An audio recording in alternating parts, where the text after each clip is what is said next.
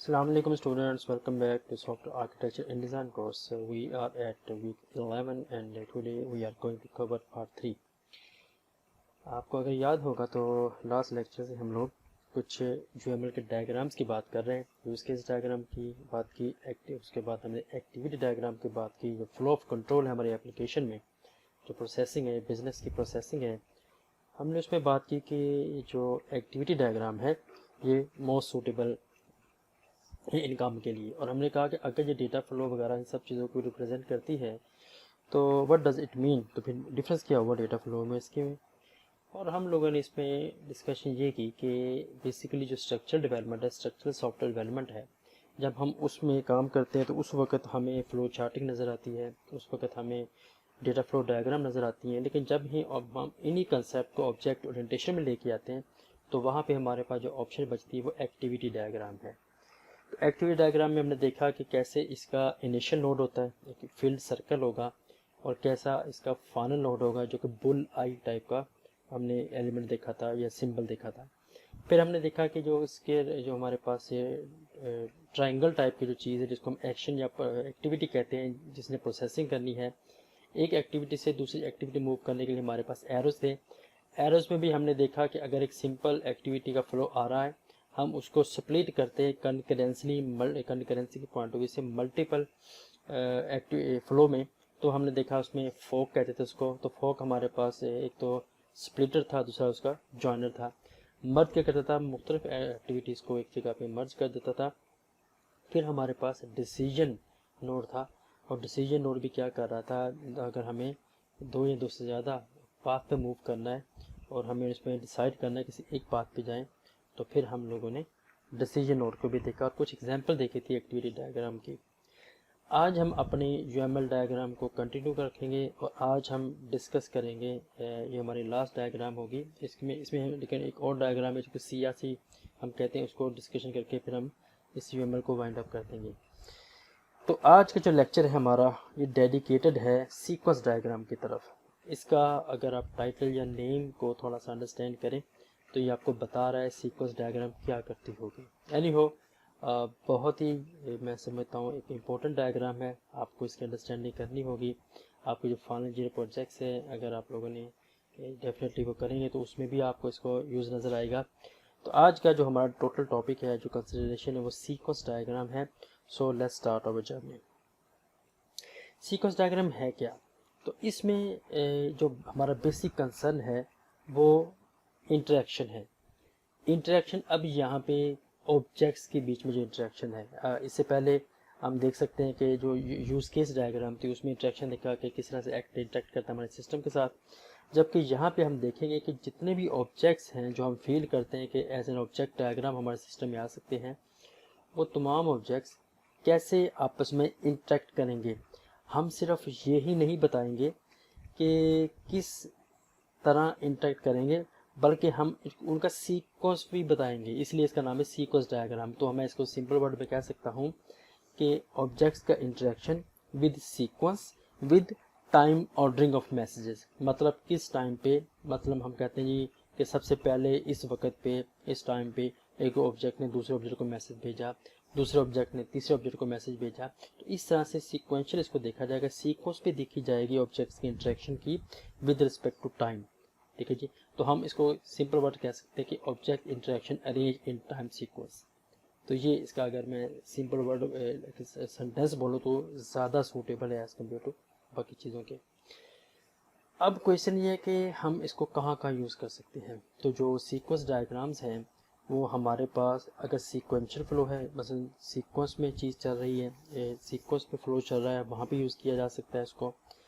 Branching में use किया जा सकता है, कंकरेंसी में यूज़ किया जा सकता है। तो ये वो बाकी सब जैसे कि हमने देखा कि बाकी भी यूज़ कर सकती हैं। अब इसमें और चीज़ आपको नज़र आएगी, इसमें आइट्रेशन भी हो सकती है। मतलब जैसे आइट्रेशन कैसे कहते हैं जी, आइट्रेशन और रिकर्जन एक ही स्टेप है। मतलब जैसे आपने रिकर्सिव बिहेवियर और आइट्रेशन बिहेवियर की बात एग्जांपल की थी, जितने भी लूप्स हैं, वाइल लूप है, फॉर लूप है, डू वाइल लूप है, फॉर ईच लूप है, ये सारी की सारी आइट्रेशन है। तो ये सारी की सारी आइट्रेशन हमें सीक्वेंस डायग्राम में भी नज़र आती हैं। I hope you got the point. अब इसमें जो दूसरी इंपॉर्टेंट बात वो ये है कि जो सीक्वेंस डायग्राम है इसमें जो इंटायरली फोकस है ना वो ऑब्जेक्ट्स या क्लासेस या ऑब्जेक्ट्स एंड क्लासेस, ये अब मैंने इसको कभी और कह रहा हूँ, कभी एंड कह रहा हूँ, कभी ऑब्जेक्ट्स एंड क्लासेस कह रहा हूँ। तो जब मैं इसके नोटेशन आपसे डिस्कस करूँगा तो उस वक्त मैं इसको भी एक्सप्लेन करूँगा कि मेरा इससे मतलब क्या था। तो सिंपल वर्ड में इसका जो फोकस है सीक्वेंस डायग्राम का ये है कि जो ऑब्जेक्ट्स हैं वो कैसे आपस में मैसेजेस एक्सचेंज कर रहे हैं। अब डेफिनेटली जो मैसेज एक्सचेंज हो रहा है तो ये जनरल किस्म की बातें तो कर नहीं रहे, क्योंकि ये कौन से इंसान हैं जो जनरल इन्फॉर्मेशन को शेयर कर रहे होंगे। तो ऑब्जेक्ट्स के बीच में जो मैसेज की फ्लो है, मैसेज का जो एक्सचेंज हो रहा है वो एक्सचेंज हो रहा है किसी फंक्शनैलिटी की अगेंस्ट।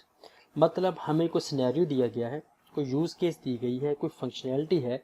अब ये फंक्शनैलिटी अचीव करने के लिए ये ऑब्जेक्ट्स आपस में कम्युनिकेट कर रहे हैं और एक दूसरे के इन बिटवीन मैसेजेस को एक्सचेंज कर रहे हैं। तो ये है जी इसकी बेसिक सेंस सीक्वेंस डायग्राम की। अब सीक्वेंस डायग्राम जब हम डेवलप करेंगे तो हमारे पास इसके टू पार्ट्स होंगे। जो पहला पार्ट है हम उससे कहेंगे हॉरिजॉन्टल लाइंस, हॉरिजॉन्टल लाइन उसे कहेंगे वर्टिकल लाइंस। तो हॉरिजॉन्टल लाइन को आप ये कह लें कि जब हम लेफ़्ट टू राइट मूव करेंगे हॉरिजॉन्टल की तरफ तो इसके ऊपर जो चीज़ें हम ऑर्गेनाइज करेंगे उन्हें हम कहते हैं जी ऑब्जेक्ट्स। और जब हम वर्टिकल कुछ इस तरह से ऑर्गेनाइजेशन करेंगे तो वो हमारे पास होंगे जी इवेंट्स। तो रूल ऑफ थंब क्या हुआ, हॉरिजॉन्टली हम ऑब्जेक्ट्स को ऑर्गेनाइज करेंगे और वर्टिकली हम इवेंट्स को ऑर्गेनाइज करेंगे। तो ये दो आपने माइंड में रखनी है, तो हम इसको बाईपास नहीं कर सकते। जैसे बाकी डायग्राम्स में हम लोगों ने देखा कि हर डायग्राम में कोई ना कोई नोटेशंस हैं, जैसे अभी हमने डिस्कस की एक्टिविटी डायग्राम की नोटेशन। तो डेफिनेटली सीक्वेंस डायग्राम में भी कुछ नोटेशंस हैं जो हमें फॉलो करनी है। अब वो नोटेशंस क्या हैं ज़रा उनकी बात कर लें। तो इसमें सबसे पहले आपको नज़र आएगा जी बॉक्सेस। बॉक्सेस क्या करते हैं, बॉक्सेस के अंदर हम ऑब्जेक्ट्स को रिप्रेजेंट करते हैं या क्लासेस को रिप्रेजेंट करते हैं या ऑब्जेक्ट्स एंड क्लासेस को रिप्रेजेंट करते हैं। अब अगेन मैंने तीनों वर्ड्स यूज़ कर दिए हैं, तो अभी इसी स्लाइड में मैं इसको रिप्रेजेंट करने की कोशिश करता हूँ इसका मतलब क्या है। तो फॉर द टाइम भी आप ये समझें कि जो बॉक्सेस हैं, अब ये बॉक्सेस आते कहाँ पे, ये बॉक्सेस आपको डायग्राम के टॉप पे नज़र आएंगे और ये मूव करेंगे फ्रॉम लेफ़्ट टू राइट। अगर आपको अभी याद हो जो हमने डिस्कस की है लास्ट स्लाइड में, हमने कहा था ऐसी कौन सी चीज़ें हैं जो हॉरिजॉन्टली ऑर्गेनाइज की जाती हैं left to right, that was objects. तो ये जो ऑब्जेक्ट्स हैं ये डायग्राम के टॉप के ऊपर आपको नज़र आएंगे बॉक्सेस की फॉर्म में, और बॉक्सेस के अंदर इन ऑब्जेक्ट्स का नेम लिखा होगा। जैसे वेरिएबल नेम है, क्लास का नेम है, मेथड का नेम है, तो यहाँ भी इनका नेमिंग कन्वेंशन आपको फॉलो करनी पड़ेगी। वो भी अभी डिस्कस करते हैं इस चीज़ का। तो रूल ऑफ थंब ये हुआ कि जब हॉरिजॉन्टली हम डायग्राम के टॉप के ऊपर जो बॉक्सेस लगाएंगे उन बॉक्सेस के अंदर ऑब्जेक्ट्स होंगे। दूसरे नंबर पे आपको यहाँ पे दो किस्म की लाइन नज़र आएंगी। एक लाइन होगी सोलर लाइंस और एक लाइन होगी डॉटेड लाइंस। तो सोलर लाइंस में क्या होगा, सोलर लाइन रिप्रेजेंट करेगी मैसेज का फ्लो। यानी कि अभी जो हमने बात की थी कि जो ऑब्जेक्ट्स हैं ये आपस में मैसेजेस एक्सचेंज करेंगे किसी फंक्शनैलिटी को अचीव करने के लिए या किसी सिनेरियो को अचीव करने के लिए। तो ये जो मैसेजेस की पासिंग हो रही है ना ऑब्जेक्ट्स के बिटवीन, ये हम रिप्रेजेंट करेंगे सॉलिड लाइंस के साथ। इनफैक्ट आप इसको एरो भी कह सकते हैं जो अभी हमारे पास आ जाएगी। तो मैसेजेस का जो फ्लो है वो सॉलिड लाइंस के साथ होगा, और जो डॉटेड लाइंस होगी ये आपको बताएगी किसी ऑब्जेक्ट की लाइफ लाइन। अब लाइफ लाइन से मतलब क्या है, लाइफ लाइन से मतलब ये है कि इन दो पॉइंट्स के दरमियान यहाँ से कम्युनिकेशन इनिशिएट हुई और जहाँ पे कम्युनिकेशन कंप्लीट हुई मैसेज की, ये है जी इसका लाइफ स्पैन किसी ऑब्जेक्ट का। उसके बाद ये ऑब्जेक्ट हमारी तरफ से डिस्ट्रॉय हो जाए या हमें इसकी कोई ज़रूरत नहीं है, मतलब फर्दर हमारे इसके बीच में एसोसिएशन नहीं होगी। तो सीक्वेंस डायग्राम में जैसे मैंने अभी वर्ड बोल दिया, सीक्वेंस एसोसिएशन का होना इंपॉर्टेंट है। जैसे मैंने कहा था एसोसिएशन बाई डायरेक्शनल है, दोनों ऑब्जेक्ट्स कम्युनिकेट करना चाहते हैं। लेकिन कुछ इसमें आपको यहाँ पे ख़ास बात ये भी नज़र आएगी कि ये एक ऐसा सिनेरियो भी है जहाँ पे दोनों ऑब्जेक्ट की कम्युनिकेशन ज़रूरी नहीं है। मतलब एक ऑब्जेक्ट दूसरे ऑब्जेक्ट को मैसेज पास करना चाहता है, वो इस पर इस चीज़ पे उसको कोई बॉदर नहीं करता कि मुझे आगे से रिस्पॉन्ड आता कि नहीं आता। ठीक हो गया। तो ये है हमारे पास है। तो रूल ऑफ थंब क्या हुआ जी, बॉक्सेस पे क्या था, ऑब्जेक्ट्स आ गए, मैसेजेस हमने सोलर लाइंस के थ्रू पासिंग कर दी, और जो एक लाइफ स्पैन है, जो लाइफ लाइन है किसी ऑब्जेक्ट की, मैसेज की इनिशिएट से लेके एंड होने तक, वो हमारे पास डॉटेड लाइंस भी हमने शो कर दी। अब इसका जो सिंटेक्स है, मैंने कहा था जैसे ऑब्जेक्ट्स हैं, कोई ना कोई नेमिंग कन्वेंशन यहाँ पे फॉलो की जाती हैं, तो वो कन्वेंशन आपको नज़र आ रही है, वो कुछ ये वाली है। तो इसमें आपने करना क्या है कि आपने यहाँ पे लिखना है वेरिएबल नेम, दूसरे वर्ड में ऑब्जेक्ट का नेम या इंस्टेंस नेम। एग्जाम्पल है, हम कहते हैं जी स्टूडेंट एस, एक क्लास है स्टूडेंट, हम कहते हैं जी एक क्लास है जी स्टूडेंट,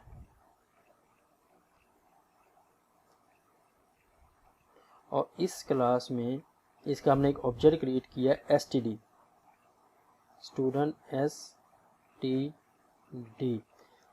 तो सीक्वेंस डायग्राम के नोटेशंस के मुताबिक, रूल्स के मुताबिक, सबसे पहले आएगा इंस्टेंस नेम।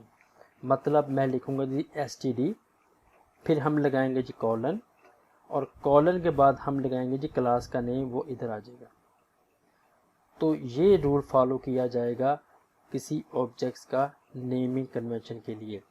और अगर आपको नज़र आए कि ये सिर्फ लिखा हुआ है कॉलन, मतलब यहाँ पे सिर्फ आ जाए कॉलन, और कॉलन के बाद आपको यहाँ पे कुछ लिखा नज़र आ जाए, तो फिर इस मामले में इसका मतलब क्या होगा, इसका मतलब होगा कि अब हमने यहाँ पे ऑब्जेक्ट्स का नाम नहीं लिखा, हमने इंस्टेंस का नाम नहीं लिखा, हम डायरेक्ट क्लास के नेम के साथ इसको एक्सेस कर रहे हैं।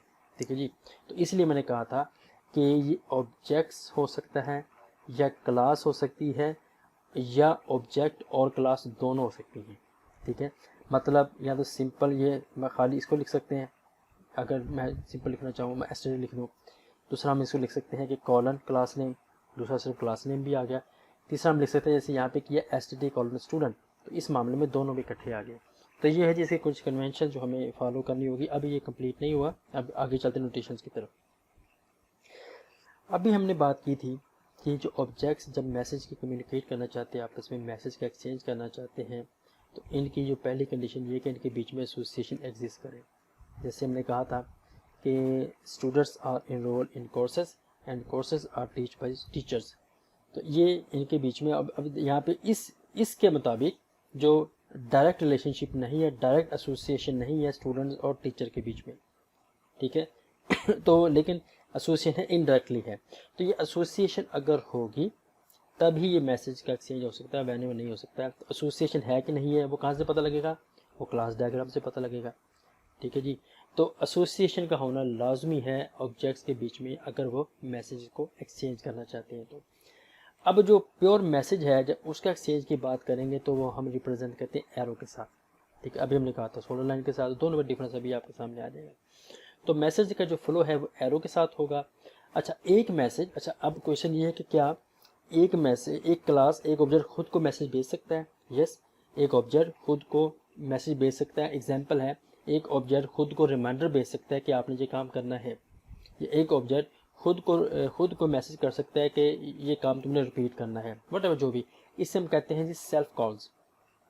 तो ऑब्जेक्ट्स के बीच में ऑब्जेक्ट खुद को सेल्फ कॉल भी कर सकता है। एक ऑब्जेक्ट दूसरे ऑब्जेक्ट को डेफिनेटली मैसेज की फॉर्म में सेल्फ कॉल कर सकता है, कॉलिंग भी हम डिटेल में देखते हैं। लेकिन एक ऑब्जेक्ट खुद को भी कॉल कर सकता है। ठीक है जी, इसको हम कहते हैं सेल्फ कॉल्स। और आखिर में जो चीज़ डिस्कस करनी है उसको हम कहते हैं जी एक्टिवेशन बॉक्स। जो एक्टिवेशन बॉक्स है इसमें क्या होगा, एक ऑब्जेक्ट ने एक मैसेज रिसीव किया है, आर यू ओके। ठीक है जी, यहाँ जो भी उसको एक मैसेज मिला, तो उस ऑब्जेक्ट ने इस मैसेज को प्रोसेस करने के लिए जितना टाइम लिया या जितना टाइम रिक्वायर्ड था एक ऑब्जेक्ट को एक मैसेज की प्रोसेसिंग करने के लिए, उसको हम कहते हैं जी एक्टिवेशन बॉक्स। तो दोबारा सुन लें क्योंकि ये एक्टिवेशन बॉक्स में बार बार ये जिक्र करूँगा। तो एक मैसेज को एक ऑब्जेक्ट को मैसेज मिला है, अब इस ऑब्जेक्ट ने इस मैसेज की प्रोसेसिंग में जितना टाइम लिया, जितना टाइम इसको रिक्वायर है, उसको हम कहते हैं जी एक्टिवेशन बॉक्स। तो ये है जी टोटल चीज़ें जो हमें, या एलिमेंट्स हैं, नोटेशंस हैं जो हमें पता होनी चाहिए अगर हम सीक्वेंस डायग्राम को स्टडी करना चाह रहे हैं। तो अब शुरू करते हैं, कुछ एक जनरल सैंपल बनाते हैं सीक्वेंस डायग्राम का और ये सब चीज़ें उस पर फिट करके देखते हैं कहाँ पे आ रही हैं। तो सबसे पहले आप मुझे बता सकते हैं व्हाट इज़ दैट। अगेन चूँकि ये एक्टर है, ये डिब्बा आपको नज़र बॉक्स नहीं है, तो ये एक एक्टर है कॉफ़ी कस्टमर के नाम से। ये कॉफ़ी लेना चाह रहा है, वो किस फॉर्म में लेगा जी, एक मशीन के पास जाएगा और मशीन में कुछ कोइन इंसर्ट करेगा। अब कोइन को चेक किया जाएगा ये कोइन ठीक है नहीं। फर्स्ट कर हम कहते हैं यहाँ पे €5 का कोइन चाहिए, $5 का कोइन चाहिए। तो यहाँ पे देखा जाएगा ये कोइन ठीक है। अगर तो ये कोइन ठीक है तो फिर आगे से पूछा जाएगा बताएं जी आपको क्या चीज़ चाहिए। तो ये कॉफ़ी है, तो कॉफ़ी की बताएगा इसमें कितना मिल्क चाहिए, कितनी कॉफ़ी चाहिए, कितनी शुगर चाहिए, और उसके आखिर में प्रोसेसिंग होने के बाद कॉफ़ी कब इस बंदे तक पहुँचेगा। तो ये है जी एक सिनेरियो। इस सिनेरियो को सीक्वेंस में देखना चाहते हैं क्या होगा। तो कॉफ़ी कस्टमर, चूँकि ये हमारे सिस्टम से बाहर से एंटर हो रहा है, तो यहाँ पे हमें पे सिस्टम एक मशीन का इंटरफेस भी चाहिए होगा जिसके थ्रू वो बटन वगैरह प्रेस करेगा। तो कॉफ़ी कस्टमर एक रोल है, एक एक्टर है, ठीक है जी। इसलिए मैं इसको ऑब्जेक्ट या क्लासेस के नाम के साथ एसोसिएट नहीं कर रहा। दूसरे नंबर पर ये है जी, देखें जैसे ही एक एक्टर आएगा, जैसे ही कोई ऑब्जेक्ट आएगा, जैसे कोई क्लास आएगी, तो साथ ही हमें उसके यहाँ पे ये चीज़ जो अभी मैंने ड्रॉ की है ड्रॉ करनी पड़ेगी। अभी मैं इसका नाम नहीं ले रहा।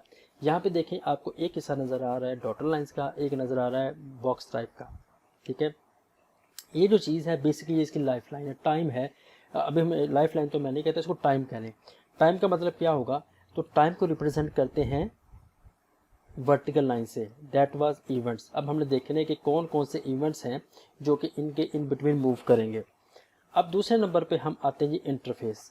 अब यहाँ पे देखे लिखा है कॉलन इंटरफेस, दैट मीन्स कि डायरेक्ट क्लास का नेम है इंटरफेस, ठीक है जी। अच्छा, अब इसके बाद हमारे पास क्या आ जाएगा, इसका ये डेफिनेट ऑब्जेक्ट है क्लास, मतलब फिलहाल ये हमारा जानना मकसद नहीं इस जगह पे। तो ये पर फर्दर हमारे पास जैसे मैंने कहा, जैसे अब हम बॉक्स ड्रा करेंगे, जैसे हम एक्टर ड्रा करेंगे, तो हमें साथ ही ये ड्रॉ करनी होगी। अब यहाँ पे किस जगह पे आपको डॉटर लाइन ज़्यादा नज़र आ रही है, किसी कम नज़र आ रही है, बेसिकली एंड व्यू है जो मैं आपको दिखा रहा हूँ। तो आपके मामले में तो ऐसा नहीं होगा, आप तो जैसे डॉटर लाइन लगा देंगे, उसके बाद फिल करेंगे इसको कहाँ पे बॉक्स होना चाहिए। अब ये जो अभी अब चीज़ नज़र आई है, ये वाली, ये मैंने कह रहा हूँ बार बार बॉक्सेस में लगा रहा हूँ, तो ये एक्टिवेशन बॉक्स हैं। एक्टिवेशन बॉक्सेस क्या थे, तो इस मामले में ये जो आपको नज़र आ रहा है ये इसका एक्टिवेशन बॉक्स है। एक्टिवेशन बॉक्स का मतलब क्या हुआ, एक्टिवेशन बॉक्स कहाँ यूज़ करते थे, कोई याद है आपको। एक्टिवेशन बॉक्स जो है हम यूज़ करते थे जब हम लोगों ने, जब किसी ऑब्जेक्ट को मैसेज मिलता है और वो उस मैसेज को प्रोसेसिंग करने के लिए जितना टाइम उसको रिक्वायर होता है, इसका मतलब है इंटरफेस को इतना टाइम रिक्वायर होगा मैसेजेस को प्रोसेस करने के लिए, और इसको इतना टाइम रिक्वायर होगा इन मैसेज को प्रोसेस करने के लिए। तो ये है जी इनके एक्टिवेशन बॉक्सेस। अब हम नेक्स्ट मूव करेंगे कि अब आपको एक्टिवेशन बॉक्स से लेकर ये डॉटर लाइन दोनों इकट्ठी क्या चीज़ें हैं, इसे हम कहते हैं जी लाइफ लाइन। मैंने अभी आपको बताया था कि एक ऑब्जेक्ट जहाँ से क्रिएट होगा और यहाँ जाकर डिस्ट्रॉय होगा। अब यहाँ से लेकर इस ऑब्जेक्ट की यहाँ से लेकर आप देखें यहाँ तक एक लाइफ है, तो that is it's life span या लाइफ लाइन ऑफ ऑब्जेक्ट। तो इसी तरह से इस ऑब्जेक्ट की यहाँ से लेकर यहाँ तक वर्किंग है, तो वो हम कह देंगे ये इसकी लाइफ लाइन है। तो ज़रूरी नहीं कि सबकी एक ही लेवल पे हो, ये चेंज भी हो सकती है। इसके बाद हमने बात की थी कि जो मैसेज हैं, ये जो ऑब्जेक्ट्स हैं, इनके बीच में आपको मैसेजिंग नज़र आएगी। तो अब यहाँ पे जो कॉफ़ी कस्टमर है, इसने एक मैसेज भेजा है इंसर्ट कोइन का, कि कोइन इंसर्ट की है कि €5 की है, $5 की है, ये कुछ भी है, हमारे अपनी करेंसी देख लें कि उसका कोइन इसमें इंसर्ट किया गया। इंसर्ट करने के बाद नेक्स्ट क्या हुआ कि मशीन ने इसको प्रोसेस किया, और प्रोसेस करने के बाद ये एक मैसेज है। प्रोसेसिंग करने के बाद उसने कहा जी आई एम रेडी, बताएं जी आपकी क्या रिक्वायरमेंट है।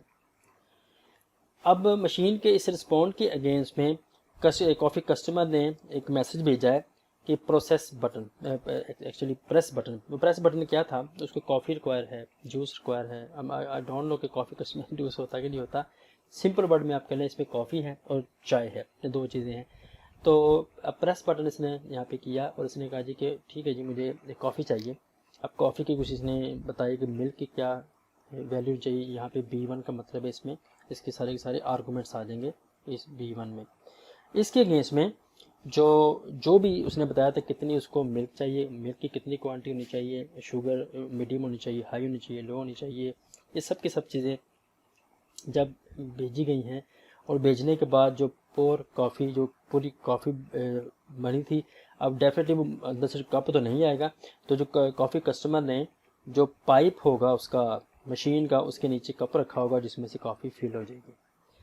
तो अब इसके बाद ये इसकी लाइफ लाइन यहाँ पे ख़त्म हो गई है। इसका मतलब है इसका एक्टिवेशन बॉक्स यहाँ पे ख़त्म हो गया। इसका मतलब है अब ये फर्दर प्रोसेसिंग इसने अपनी तरफ से ये ट्रांजैक्शन क्लोज कर दी है। अब फर्दर उम्मीद नहीं करता कि कॉफ़ी कस्टमर इसको आगे से थैंक यू का मैसेज भेजेगा।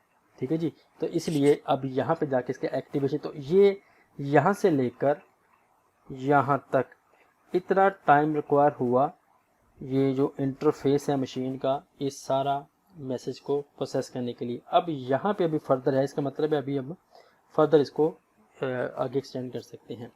आई होप कि जी इसके बाद आपको अंडरस्टैंडिंग हो गई होगी। अब दो चीज़ें यहाँ पे मिस हैं। अब आप कह रहे हो कि जी लाइफलाइन भी आ गई, एक्टिवेशन बॉक्स भी आ गया, ऑब्जेक्ट्स भी आ गए, मैसेजेस भी आ गए हैं, everything is clear, daughter lines भी हैं, सोलर लाइन्स भी हैं, प्रॉब्लम क्या है? अब हमने कहा था कि दो किस्म का आपको यहाँ पे फ्लो नज़र आएगा, लेफ़्ट टू राइट, जो कि हॉरिजॉन्टल था और वर्टिकल था। तो हॉरिजॉन्टल में अब मैंने आपको क्या बताया था कि ये एक्स एक्सिस में क्या चीज़ होनी थी, ये हमारे पास बॉक्सेस आएंगे, उस बॉक्सेस में क्या होंगे, ऑब्जेक्ट्स होंगे या क्लासेस होंगे या बोथ होंगे, और हमारे पास जो इवेंट्स हैं वो फ्लो करेंगे वाई एक्सिस के ऊपर, और ये इवेंट्स होंगे विद रिस्पेक्ट टू टाइम। कि अगेन यहाँ पे बेस्ट मेथड ये होता है कि इसके साथ नंबरिंग भी की जाती है। पहले नंबर पे ये हुआ, फिर दूसरे नंबर पे ये हुआ, फिर तीसरे नंबर पे ये हुआ। उसकी रीज़न क्या है कि अभी तो चूँकि इसमें को हमें आइट्रेशन नज़र नहीं आ रही, रिकर्जन नज़र नहीं आ रही। जब रिकर्जन आइट्रेशन आ जाएगी तो उस वक्त फर्दर इसकी ज़रूरत पड़ जाती है। आई होप इसकी बात आपको सीक्वेंस डायग्राम की अंडरस्टैंडिंग हो गई होगी। तो अब ज़रा प्रैक्टिकल तौर पे कुछ इसमें जो मैसेजेस की हम बात करें बार बार, उस मैसेज को ज़रा देख लें कितने टाइप के मैसेज हो सकते हैं इस डायग्राम में। तो 4 टाइप्स के मैसेज आपको नज़र आएंगे सीक्वेंस डायग्राम में। तो पहले को हम कहते हैं जी सिंक्रोनस मैसेजेस, दूसरे को हम कहते हैं एसिंक्रोनस मैसेजेस, तीसरे को हम कहते हैं क्रिएट मैसेज, और फोर्थ वन को हम कहते हैं डिस्ट्रॉय मैसेज। अब जिस किस्म का मैसेज, अभी आप गौर कीजिएगा, यहाँ पे आपको जो मैसेज का फ्लो नज़र आ रहा है उसमें एरो हैं, फुल वाला एरो, तो इसको हम कहते हैं सिंक्रोनस मैसेजेस। अब इसका मतलब क्या है, ये जो अभी आपने देखा ये इस माह में ये हमारे पास है सिंक्रोनस मैसेज। अब इसका मतलब क्या है, इसका मतलब ये है कि जब ये मैसेज भेजा जाएगा तो फिर एक ऑब्जेक्ट ने जब दूसरे ऑब्जेक्ट को मैसेज भेजा है, तो अब पहला ऑब्जेक्ट वेटिंग स्टेट में आ जाएगा दूसरे ऑब्जेक्ट के रिस्पॉन्ड में।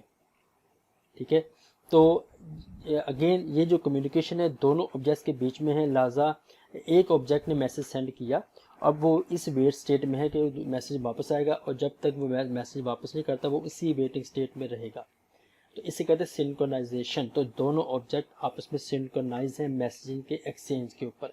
मतलब दोनों ऑब्जेक्ट जो हैं वो इन्होंने एग्री अपॉन किया है कि जब मैं आपको मैसेज सेंड करूंगा तो आगे से आपने रिस्पॉन्ड करना है।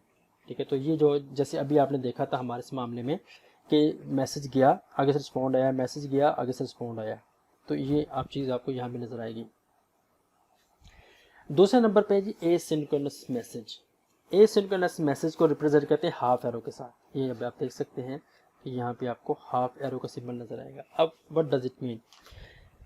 एसिंक्रोनस मैसेज का मतलब है कि यहाँ पे जो मैसेज है वो सिंगल डायरेक्शनल होगा। मतलब एक ऑब्जेक्ट 1 जब ऑब्जेक्ट 2 को मैसेज सेंड करेगा तो ये एक्सपेक्ट नहीं करेगा, ये वेट नहीं करेगा उसके रिस्पॉन्ड के लिए। जैसे अब हम रियल लाइफ एग्जांपल देख लें, हमारे घरों में जो सुबह सुबह न्यूज़पेपर्स आते हैं आपके ख्याल में जो न्यूज़पेपर हमें डिलीवर करता है, डिस्ट्रीब्यूट करता है, उनमें से क्या वो सिंक्रोनस मैसेज होती है या एसिंक्रोनस? मतलब आपके ख्याल में कभी ऐसा हुआ कि एक बंदे ने आपके घर में अखबार फेंका, सुबह अखबार फेंकने के बाद नॉक किया, नॉक करने के बाद कहा भाई अखबार उठा ले ख़राब ना हो जाए, कभी ऐसा हुआ है? Never ever. तो जस्ट जोकिंग। तो ये एसिंक्रोनस एग्जांपल है। मतलब वो न्यूज़पेपर डिस्ट्रीब्यूट किया जाएगा लेकिन वो आगे से रिस्पॉन्ड नहीं करेगा जी आप तक न्यूज़पेपर पहुंचा कि नहीं पहुंचा, गीला तो नहीं होगा, ख़राब तो नहीं होगा, ये उसका हेडेक नहीं है। तो ये एग्जांपल है एसिंक्रोनस मैसेज की। इसमें सिर्फ हर जगह जैसे एग्जांपल है हम घर में कहते हैं प्लीज़ डू इट, ये हो गया, ये हो गया। जो भी हमारे पास एक एग्जांपल है, या हमें वाला साहब कहते हैं कि ये काम करो, आगे से रिस्पॉन्ड नहीं करते, मैंने कहता हूँ कि नहीं मैं करूँगा कि नहीं करूँगा, तो जैसे उन्होंने मैसेज दिया कि डू इट, तो इसको हम कहते हैं जी एसिंक्रोनस मैसेज। तीसरा मैसेज इसे कहते हैं क्रिएट का। क्रिएट में क्या होगा, एक ऑब्जेक्ट दूसरे ऑब्जेक्ट को कहेगा कि ये चीज़ क्रिएट कर दो, तुम खुद को क्रिएट कर दो, एक नया ऑब्जेक्ट खुद का क्रिएट कर दो, तो इसको कहते हैं क्रिएशन मैसेज। तो क्रिएट मैसेज के लिए हमें क्या करना पड़ता है, इसके टॉप के ऊपर हमें एक स्टीरियोटाइप लगानी पड़ती है और उस स्टीरियोटाइप लिखना पड़ता है क्रिएट को इस फॉर्म में। ठीक है जी। तो अगेन रूल ऑफ थंब क्या है कि ये क्रिएशन करना मकसद है एक जो ऑब्जेक्ट की। अब अगर क्रिएशन है तो डेफिनेट डिस्ट्रक्शन भी होनी चाहिए। तो इस मामले में एक ऑर्डर जाता है कि भाई तुम खुद को डिस्ट्रॉय कर लो। ठीक है, तो फिर ये मैसेज के फॉर्म में जिसको मैसेज भेजा जाएगा वो खुद को डिस्ट्रॉय कर लेगा। अब यहाँ पे हम एग्जाम्पल सिंक्रोनस के एग्जाम्पल्स हम देख चुके हैं, तो अब हम देखने की कोशिश करते हैं क्रिएट की और डिस्ट्रॉय के एग्जाम्पल्स। तो ये मेरे पास एक ऑब्जेक्ट 1 है, हमारे पास ऑब्जेक्ट 1 है, ऑब्जेक्ट 2 है। तो इनके बिटवीन में ये इनकी आई होप कि अब आपको समझ आ गई इसमें कौन सा एक्टिवेशन बॉक्स है क्या है, तो ये ज़्यादा मकसद नहीं है। अब ने इसने इसको मैसेज भेजा आर यू ओके, तो ओके की फॉर्म में इसने रिस्पॉन्ड दिया यस। तो आपके ख्याल में ये किस किस्म का मैसेज है? क्या ये सिंक्रोनस मैसेज है, क्या ये ए सिंक्रोनस मैसेज है, क्या ये क्रिएट मैसेज है, डिस्ट्रॉय मैसेज है? तो डेफिनेटली ये जो ऑब्जेक्ट ने मैसेज दिया आगे से इसको रिस्पॉन्ड मिला है, तो ये है ये एग्जांपल है जी सिंक्रोनस मैसेज की। अब इस मामले में जब ने इसने इसको मैसेज भेजा उस वक्त से लेकर मैसेज रिस्पॉन्ड तक ये कॉलर ब्लॉक स्टेट में था, ये वेटिंग स्टेट में था कि मुझे भाई रिस्पॉन्ड मिलेगा तो मैं है, और ये यहाँ से लेकर यहाँ तक इसने इसको रिटर्न स्टेट में लेके आया कि इसको इतना टाइम लगा है इसके मैसेज को रिटर्न करने के लिए।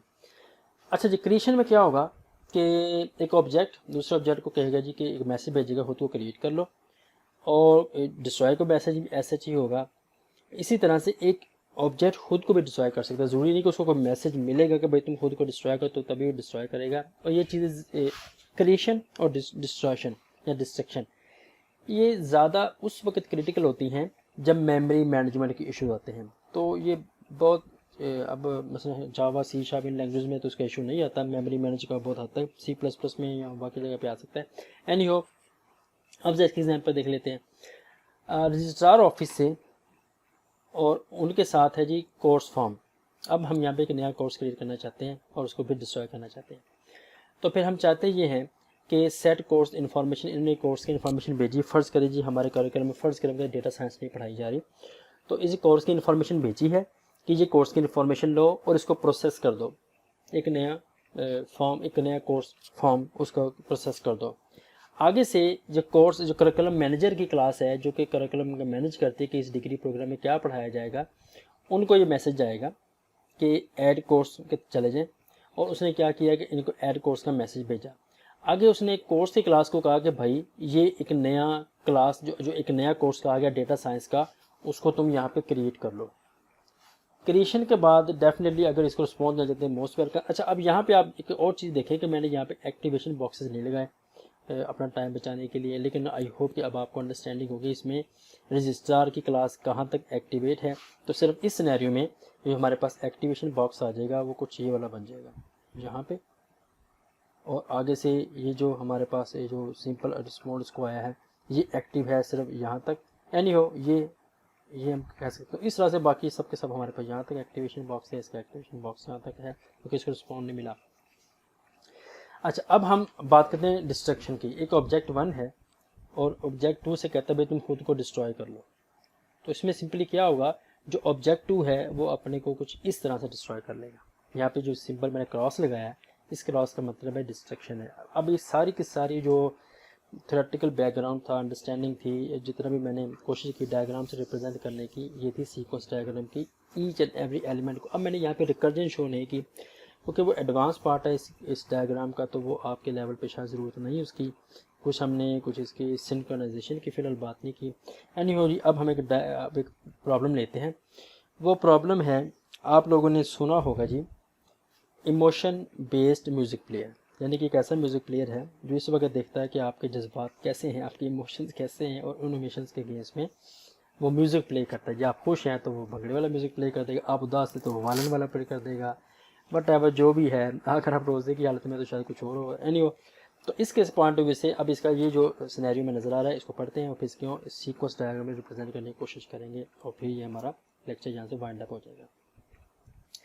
तो स्टेप नंबर 1 में क्या होगा जी, firstly the application open by the user ने एप्लीकेशन को ओपन किया। उसके बाद क्या होगा, जो डिवाइस है वो वेब कैम को ऑन करेगा और वेब कैम को ऑन करने के बाद वो आपके पिक्चर लेगा, आपके चेहरे को कैप्चर करेगा। ठीक है जी। तो वेब कैम क्या करेगा, वो कैप्चर करेगा यूज़र की इमेज को, ताकि वो इसमें से जो फीचर्स एक्सट्रैक्ट कर सके कि इस वक्त आप क्या फील कर रहे हैं। उसके बाद जो डिवाइस है वो एल्गोरिथम को यूज़ करेगा, जिसके थ्रू वो आपके फेस को डिटेक्ट करेगा और डिटेक्ट करने के बाद प्रिडिक्ट करेगा कि इस वक्त आपका मूड कैसा है। जब आपका मूड प्रिडिक्ट हो जाएगा तो फिर सिंपली क्या होगा, ये रिक्वेस्ट जाएगी डेटाबेस को, जो डिक्शनरी है, डेटाबेस की डिक्शनरी है, कि इसमें से कौन कौन से मूड्स हैं जो मेरे पास अवेलेबल हैं और उनको आपके इस मूड के साथ मैच करेगा। वहाँ पे गुस्से वाला मूड भी होगा, नाराज़गी वाला भी होगा, सोने वाला स्लीपी भी होगा, एक्टिव भी होगा, खुशी वाला भी होगा, जॉयफुल भी होगा, बट जो भी मूड है उनके साथ इसको मैप करेगा। उसके बाद क्या होगा, उस मूड को रिट्रीव किया जाएगा डेटाबेस में से जिसके साथ वो मैच हो जाएगा। और मैचिंग के बाद क्या होगा, वो उस मूड को यूज़र को डिस्प्ले कर दिया जाएगा कि भाई इस वक्त आप हमारे ख्याल में खुश हैं, नाराज़ हैं, दुखी हैं या जो कुछ भी है। और फिर डेटाबेस में जाके देखा जाएगा कि इस वक्त जो रिक्वेस्टेड डेटाबेस में जहाँ बताया गया कौन सा ऐसा म्यूज़िक है जो इनके लिए सूटेबल है, और फिर उसकी जो प्लेलिस्ट जनरेट की जाएगी जो इस मूड के, मतलब एग्जांपल अगर आप खुश हैं तो सारे के सारे खुशी वाले सॉन्ग की प्लेलिस्ट क्रिएट की जाएगी और वो प्ले कर दी जाएगी। तो इन सब चीज़ों को हम लोगों ने लेके आना है in the form of sequence diagram. तो लेट्स स्टार्ट। तो ये है जी वो डायग्राम। इसमें अगर आप देखें तो 3 बॉक्सेस इन्वॉल्व हैं, जिसमें यूज़र का है, डिवाइस का है और डेटाबेस का है। अगेन मैं यहाँ पे कॉलन शॉलन के बगैर ही काम चल रहा हूँ ताकि हमें जनरल हमारी अंडरस्टैंडिंग हो जाए। तो सबसे पहले क्या हुआ था, जो यूज़र था उसने एप्लीकेशन को ओपन किया था। तो ये हमारे पास था स्टेप नंबर 1। एप्लीकेशन को ओपन करने के बाद जो हम जैसे ओपन किया तो उस डिवाइस ने क्या किया, आपके वेब कैम को एक्सेस किया और एक्सेस करने के बाद साथ इसने क्या किया, ये जो आपको नज़र आ रहा है ये रिकर्जन कि जब तक ये एक्सेस ना हो आप इसी स्टेप में फंसे रहेंगे। और जब ये हो जाए तो फिर आगे से सिंपली आपकी फ़ोटो ली जाएगी, इसलिए आपको यहाँ पे एक्टिव किया गया है। उसके बाद आपके फेस को डिटेक्ट किया जाएगा। डिटेक्ट करने के बाद आपने आपके जो भी इनके पास डेटा आया है उस डेटा को डेटाबेस में भेजा जाएगा कि भाई इस डेटा को रिट्रीव करो कि किसके साथ इसका मैप हो रहा है। और जो रिट्रीवेशन के बाद जो इसका मूड आइडेंटिफाई हुआ है, रिट्रीव करने के बाद जो इसका मूड आइडेंटिफाई हुआ है वो हमें वापस करो यहाँ पे डिवाइस को, मतलब यूज़र को नहीं भेजना। तो जब वो डिवाइस आपका इस मैसेज को रिसीव करेगा तो रिसीव करने के बाद वो फिर आपको डिस्प्ले करेगा कि भाई हमारे मुताबिक या बहन जी हमारे मुताबिक इस वक्त आप ये फील कर रहे हैं या कर रही हैं। तो इसके बाद क्या होगा, 8वें नंबर, ये जस्ट आपको डिस्प्ले आगे से हम उम्मीद नहीं करते आप आपको रिस्पॉन्ड देंगे। तो इसके बाद सिंपली क्या होगा, जो भी रिट्रीव हुआ उसके अगेंस्ट में हम म्यूज़िक को रिट्रीव करेंगे, उसकी प्लेलिस्ट को जनरेट किया जाएगा और जनरेशन करने के बाद उस प्लेलिस्ट को प्ले कर दिया जाएगा आपके लिए। तो आई होप इसके बाद आप जो सीक्वेंस डायग्राम है इसको कंप्लीट अंडरस्टैंड कर चुके होंगे। तो that is the end of our today lecture. हम लोगों ने जो बात शुरू की थी, जो इस जो पूरे वीक में हमने बात शुरू की है वो सिस्टम मॉडलिंग की थी। उसमें हमने यूज़ केस डायग्राम्स को देखा और यूज़ केस डायग्राम की इंपॉर्टेंस को देखा। ये खाली रिक्वायरमेंट एनालिसिस लेवल पे इंपॉर्टेंट नहीं है, ये डिज़ाइन इम्प्लीमेंटेशन लेवल पे इंपॉर्टेंट है, टेस्टिंग लेवल पे इंपॉर्टेंट है, बल्कि ये इनफैक्ट ये ग्लू पॉइंट है इन तीनों 4 फेजेस के बीच में। उसके बाद फिर हम लोगों ने देखा कि यूज़र रिक्वायरमेंट क्या है, सिस्टम रिक्वायरमेंट क्या है। यूज़र के पॉइंट ऑफ व्यू से यूज़र रिक्वायरमेंट इंपॉर्टेंट है, सिस्टम रिक्वायरमेंट इंपॉर्टेंट है विद रिस्पेक्ट टू जो डेवलपर्स हैं, डिज़ाइनर्स हैं, उनके पॉइंट ऑफ व्यू से। और फिर हम लोगों ने जो सिस्टम रिक्वायरमेंट्स हैं इन्हीं को लेके एक्टिविटी डायग्राम की बात की कि किस सीक्वेंस पे किस एक्टिविटी के पॉइंट ऑफ व्यू से कैसे फ्लो होगा, बिजनेस फ्लो कैसे होगा, वो सब चीज़ें हमने देखी। फिर हमने देखा कि ऑब्जेक्ट्स आपस में कैसे कम्युनिकेट करते हैं, कोलैबोरेशन डायग्राम बेसिकली हम इसे कहेंगे। ऑब्जेक्ट्स आपस में या इंटरेक्शन डायग्राम, ऑब्जेक्ट्स कैसे कम्युनिकेट करते हैं, किस सीक्वेंस में कम्युनिकेट करते हैं, किस किस में मैसेज हो सकते हैं, ये सब के सब। और हमने देखा कि इनके जो ऑब्जेक्ट कम्युनिकेट करेंगे उनके बीच में एसोसिएशन भी होना लाजमी है। ये सब चीज़ें हमने आज सीक्वेंस डायग्राम में डिस्कस की। So if you have any question please feel free to ask. Again मैं बार बार कह रहा हूँ, इम्पोर्टेंट है आपकी अंडरस्टैंडिंग। और दूसरे नंबर पे मैं देख रहा हूँ कि आप लोग उस लेवल पे बिल्कुल भी एक्टिव नहीं है लेक्चर्स की देखने के पॉइंट ऑफ व्यू से। Please don't consider yourself overburden. ये पॉसिबल नहीं है कि एक या दो रातों में आप इन सब चीज़ों को कवर कर सकेंगे, इट्स इम्पॉसिबल।